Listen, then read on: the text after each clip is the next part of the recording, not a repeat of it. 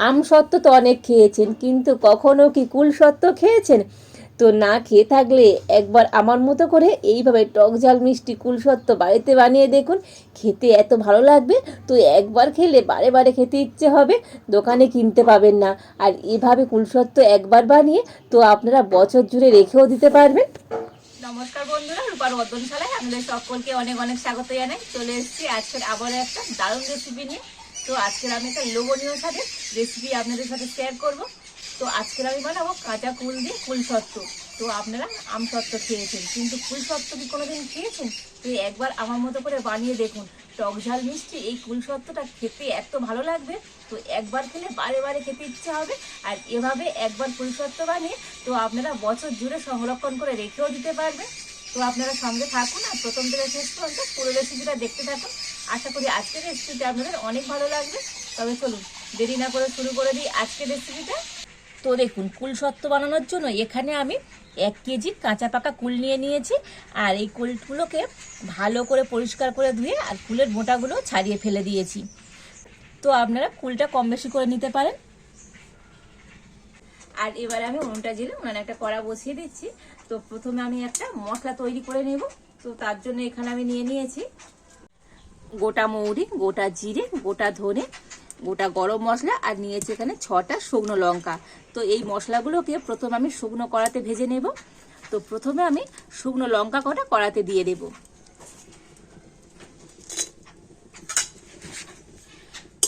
যেহেতু লঙ্কা ভাজতে একটু সময় লাগে, তো সেই জন্য লঙ্কা কটা আগে ভেজে নিতে হবে একটু। তো দেখুন, লঙ্কা কটা একটু ভেজে নিয়েছি। আর এবারে আমি এই সমস্ত মশলাগুলো দিয়ে দেব।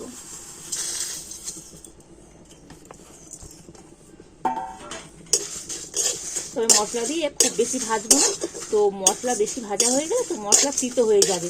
তো সেই জন্য মশলাগুলোকে একটু হালকা করে ভেজে নেব। তো দেখুন, মশলাগুলোকে একটু হালকা করে ভেজে নিয়েছি। আর এই মশলা থেকে সুন্দর একটা কিন্তু সেন্টও বার হয়েছে। আর এবার আমি মশলাগুলো নামিয়ে নেব।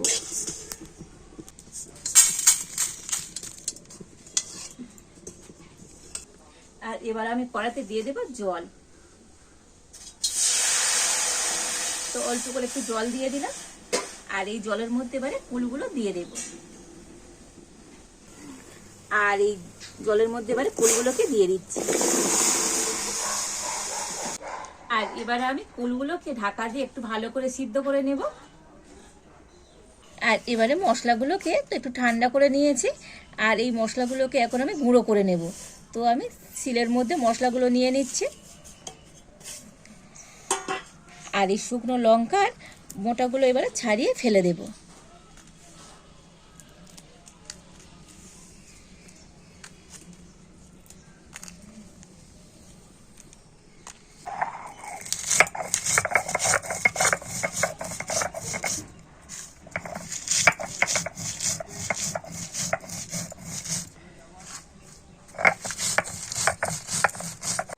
তো মশলাগুলোকে আমি শিলনোড়াতে গুঁড়ো করে নিচ্ছি। তো আপনারা চাইলে মিক্সিতেও কিন্তু গুঁড়ো করে নিয়ে আসতে পারেন।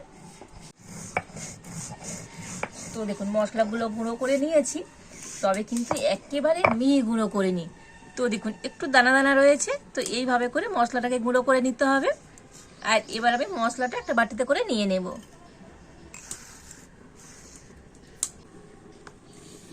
আর এবার আমি মশলাটা ঢাকা দিয়ে রেখে দেব। আর এবার আমি ঢাকা খুলে দেখে নেব কুল সিদ্ধ হলো কিনা। তো দেখুন, কুল তো ভালো মতো সিদ্ধ হয়ে গিয়েছে, তো দেখেই বুঝতে পারছেন। আর কুল সিদ্ধ হতে খুব বেশি সময় লাগবে না।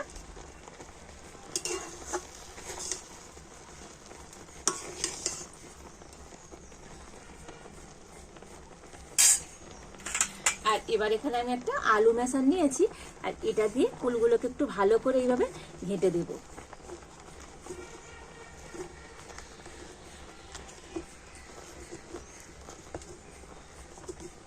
তো দেখুন, ফুলগুলোকে ভালো করে কিন্তু এইভাবে ঘেঁটে দিয়েছি। আর এবার আমি কড়াটা নামিয়ে নেব। আর এবারে দেখুন, এখানে আমি একটা পরিষ্কার জাল নিয়ে নিয়েছি। আর এই জালের মধ্যে ফুলের পাল্পটাকে এবার আমি ছেঁকে নেব।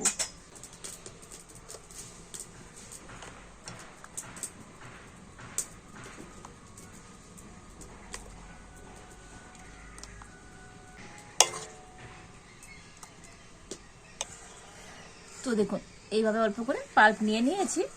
আর এবার আমি এটা দিয়ে কিন্তু একটু এরকম ছেঁকে নিতে হবে। তবে এই কুলের পাল্পটাকে কিন্তু একটু ঠান্ডা করে নিতে হবে। তো খুব গরম অবস্থায় হাত দিয়ে এরকম চাপা যাবে না, তো সেই জন্য একটু ঠান্ডা করে নিয়ে আর হাত দিয়ে ভালো করে আমি কুলের পাল্পটাকে বার করে নেব। যদিও একেবারে ঠান্ডা হয়নি, তো একটু গরম আছে, তো একটু এইভাবে রেখে রেখে আর আমি কুলের পাল্পটাকে সুন্দর করে বার করে নেব। যেহেতু কুলের পাল্পটা তো একটু আঠালো হয়, তো সেই জন্য একটা এরকম জাল দিয়ে ছেঁকে নেবেন, এতে করে কুলের পাল্পটা বার করতে কিন্তু সুবিধাই হবে।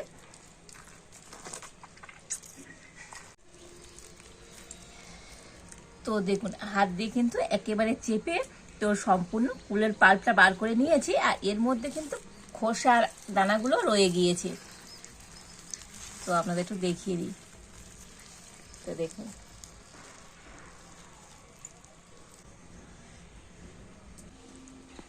আর এবার আমি আবারও উনুনের উপর কড়াটা বসিয়ে দিয়েছি আর কুলের পাল্পটাকে নিয়ে এবার কড়াতে দিয়ে দেব।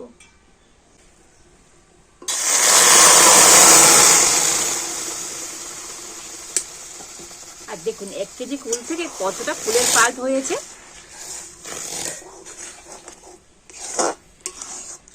আর এবার আমি এই কুলের পাল্পের মধ্যে দিয়ে দেব চিনি। তো এখানে আমি চিনিটা গুঁড়ো করে নিয়েছি, তো আপনারা গোটা চিনিও দিতে পারেন। তো 1 বাটি আমি গুঁড়ো চিনি দিয়ে দিচ্ছি।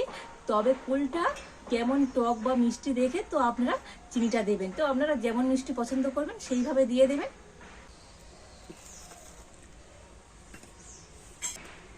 দিয়ে দেব 1/2 চামচ লবণ। তো লবণ চেক করে নিয়ে আবার পরে দিয়ে দেব। 1/2 চামচ দিয়ে দিচ্ছি হলুদ গুঁড়ো।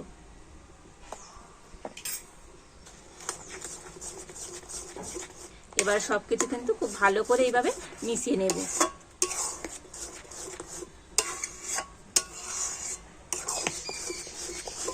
তো আপনারা এখানে একটু গুঁড়ো লঙ্কাও দিতে পারেন, তবে আমি আর দিলাম না। তো যেহেতু যে ভাজা মশলাটা আমি তৈরি করেছি ওর মধ্যে শুকনো লঙ্কা দেওয়া আছে, তো একটু ঝাল ঝালই হবে, তো সেই জন্য এখানে আমি আর গুঁড়ো লঙ্কা দিলাম না। তো আপনারা যদি একটু ঝাল বেশি পছন্দ করে তো দিয়ে দেবেন। তবে কিন্তু এই মিশ্রণটা কন্টিনিউ নাড়তে হবে, তা না হলে তলায় লেগে ধরবে। তো আমি একটু হালকা জাল দিয়ে তো কন্টিনিউ নাড়াচাড়া করে এটাকে আর একটু ঘন করে নিতে হবে। তো দেখুন বেশ কিছুক্ষণ ফুটিয়ে তো অনেকটাই ঘন করে নিয়েছি। আর এবার আমি এর মধ্যে দিয়ে দেব 1/2 চামচ বিট লবণ। তো আগে সাদা লবণ দিয়েছিলাম, মানে নর্মাল লবণ, তো লবণের পরিমাণ কম ছিল, তো একটু বিট লবণ দিয়ে দিলাম। তো 2 রকম লবণ দিয়ে এই কুলসত্তরা তৈরি করে দেখবেন, খেতে আরো বেশি ভালো লাগবে। আর এবার আমি দিয়ে দেব যে ভাজা মশলা তৈরি করে রেখেছিলাম, তো এখান থেকে 1 চামচ দিয়ে দিচ্ছি।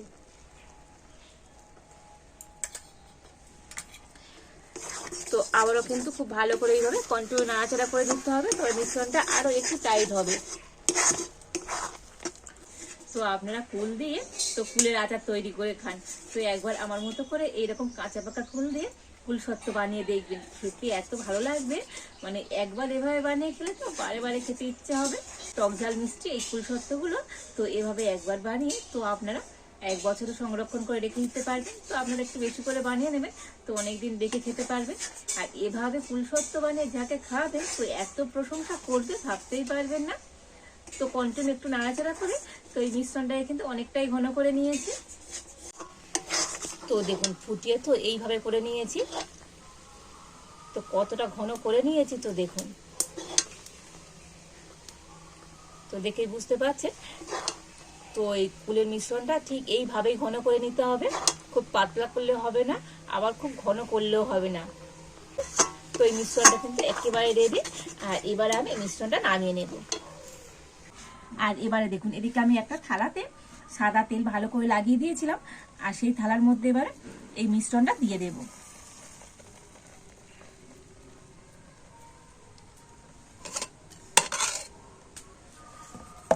তো থালাটাকে ধরে এইভাবে একটু নাড়িয়ে দেব, মানে থালাটা পুরোটা করে দিলাম,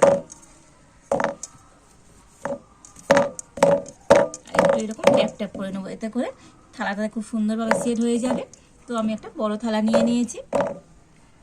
তো আরো একটু মিশ্রণ রয়ে গিয়েছিল, তো এখানে আরো একটা ছোট থালাতেও ভালো করে তেল মাখিয়ে নিয়েছি, তো সেই থালার মধ্যে এবার বাকি মিশ্রণটা দিয়ে দেব।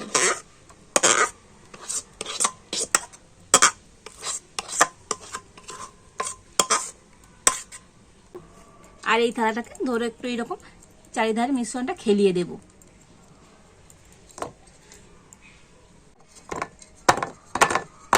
তো দেখুন একটু করে ট্যাপ ট্যাপ করে নিয়েছি। তো দেখুন দুটো থালাতে করে তো কুলসত্রের মিশ্রণটা আমি এইভাবে ঢেলে নিয়েছি। আর এবারে আমি এই থালা দুটোকে নিয়ে রোদ্দুরে দেব। তো মোটামুটি 2 দিন লাগবে শুকোতে। তো 2 দিন পরে আপনাদের দেখাবো আজকের এই কুলসত্রগুলো কেমন হয়েছে। তো দেখুন কুলসত্রগুলো আমি 3 দিন রোদ্দুরে দিয়েছিলাম। আর তো 2 দিন বলেছিলাম, তো 2 দিনে হয়নি, 3 দিনে এটা ভালো মতো শুকিয়ে গিয়েছে। আর এবার আপনাদেরকে দেখাবো এই কুলসত্রগুলো কতটা সুন্দর হয়েছে। আর এবার আমি একটা ছুরি নিয়েছি, ছুরি দিয়ে এটাকে আমি একটু ছোট ছোট করে কেটে নেব।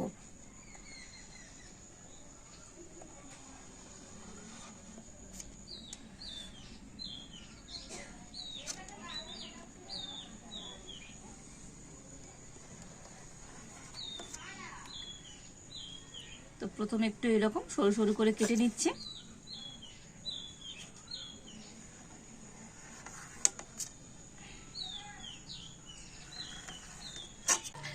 আর এবারে দেখুন এই কুলসত্রটা তুলে নেব। তো একটু আমি এরকম পিস পিস করে কেটে নিয়েছি, মানে সরু সরু করে।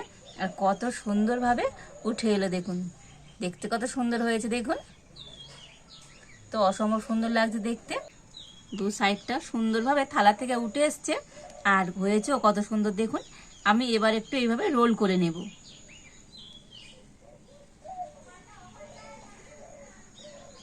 এবার একটা প্লেটের মধ্যে রেখে দেব।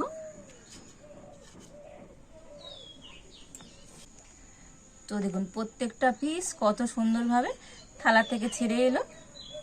একইভাবে রোল করে নেব।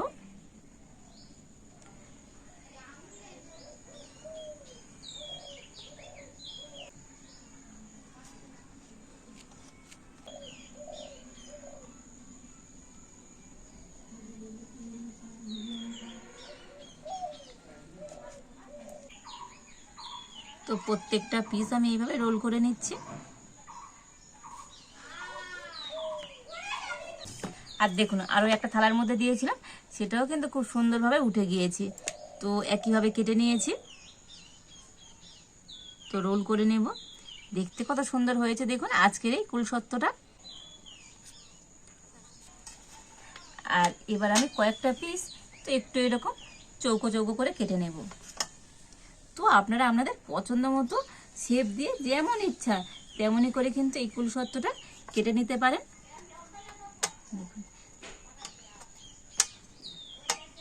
তো দেখুন কুলসত্রগুলো একটা প্লেটের মধ্যে সুন্দর করে নিয়ে নিয়েছি। আর দেখতে কত সুন্দর হয়েছে আজকের এই কুলসত্রগুলো। আর কত সুন্দর শুকনো হয়েছে দেখুন। তো এগুলোকে আপনারা অনেকদিন সংরক্ষণ করে রেখেও দিতে পারবেন। আর এই টক ঝাল মিষ্টি কুলসত্রগুলো খেতে তো অসাধারণ লাগে। তো বলবো কি, আমার মুখে জল চলে এলো। অসম্ভব সুন্দর হয়েছে আজকের এই কুলসত্রগুলো। এভাবে বানিয়ে দেখবেন, একেবারে একটা নতুনত্ব। তো এই কুলসত্র যদি আপনারা বাড়িতে এখনো না বানিয়ে খান, তো একবার এভাবে বানিয়ে দেখবেন। খেতে তো দুর্দান্ত লাগে। সব সময় তো আমসত্ত্ব খাওয়া হয়, তো একবার কুলসত্র খেয়ে দেখবেন, দারুণ টেস্টি হয়। আর দেখুন কতটা সুন্দর হয়েছে। তো দেখে বুঝতে পারছেন অসম্ভব সুন্দর হয়েছে আজকের এই কুলসত্রটা। তো কুল ফুরিয়ে যাওয়ার আগে তো আপনারা কিন্তু বাড়িতে একবার হলেও এইভাবে কুলসত্র তৈরি করে রাখবেন। আর এটা তো অনেকদিন রেখেও খেতে পারবেন। তো আজকের আমার এই কুলসত্র রেসিপিটা আপনাদের কেমন লাগলো তো অবশ্যই কমেন্ট করে জানাবেন। ভালো লাগলে লাইক শেয়ার সাবস্ক্রাইব করবেন। আজ এই পর্যন্ত। আপনারা ভালো থাকুন, সুস্থ থাকুন। দেখা হচ্ছে নতুন কোনো একটা রেসিপি নিয়ে।